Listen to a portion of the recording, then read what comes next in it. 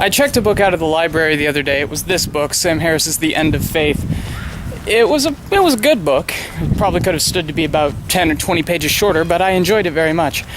And since it's a really long walk back to the library, I figured I would take this opportunity to tell you guys a story.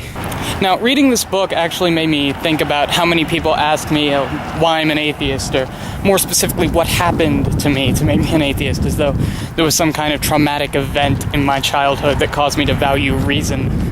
It's like they're trying to insinuate that one day when I was like 6 years old, I went up to the ice cream truck and they didn't have the Superman popsicle I wanted, so I just fell down on my knees and shook my little fists in the air and said, "There is no God!" That didn't happen. Now, I don't think I've ever been a particularly religious person.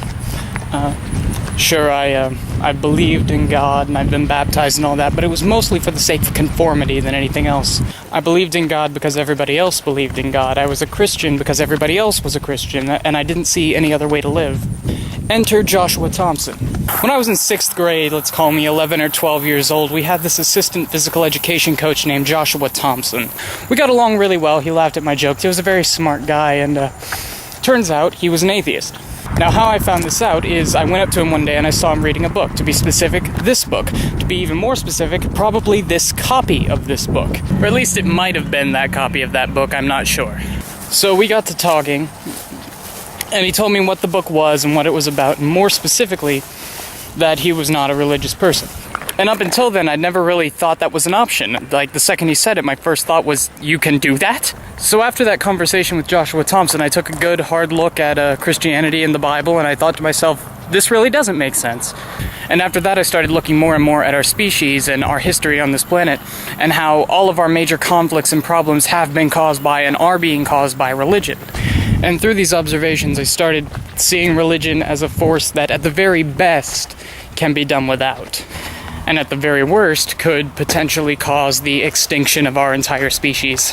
So I never really expected to learn anything of value from a physical education teacher, but it turns out that one of them was one of the most important people in influencing who I am today.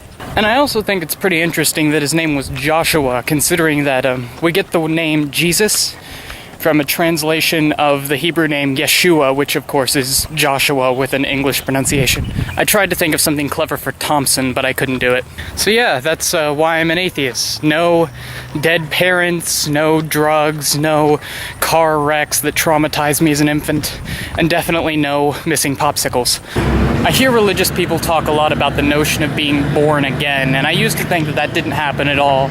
I used to think that no matter how much you like or dislike a certain desert deity, your mental state won't change in any significant way, but I don't think that's true anymore.